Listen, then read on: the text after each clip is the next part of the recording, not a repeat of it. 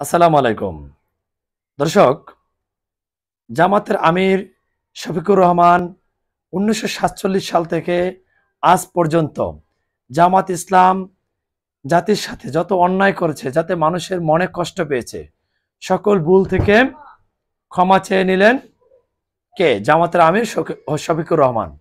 আলোচনার শুরুতে আমার চ্যানেলটি যারা সাবস্ক্রাইব করেনি দয়া করে সাবস্ক্রাইব করে নেবেন।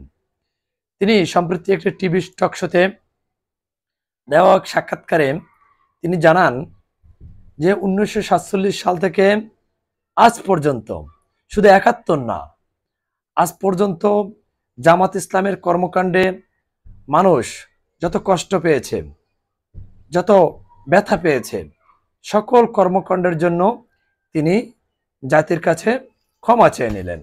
ক্ষমা চাওয়া কোনো ছোট হওয়া না। তিনি বলছেন আজকের যেটা হয়তো বা ভুল, ভবিষ্যতে এটা সঠিকও হতে পারে।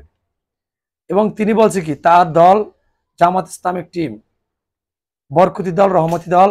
আল্লাহ রহমতে সকল প্রকার বাধা বিপত্তি কেটে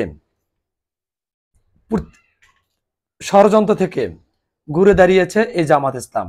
এবং আগামীতে জাতীয় সংসদ তারা সংখ্যাগরিষ্ঠতা হওয়ার সম্ভাবনা আছে, এমনটাই জানিয়েছে। কারণ মানুষ যদি ভুল করে ক্ষমা চায়, তাকে ক্ষমা করে দেওয়া উচিত।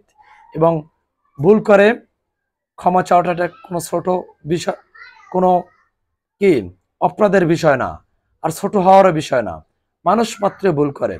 সুতরাং জামাত ইসলামের এই ভুলটা জাতির ক্ষমা দৃষ্টিতে দেখা উচিত। আশা করি বুঝতে পারছেন। আসসালামু আলাইকুম।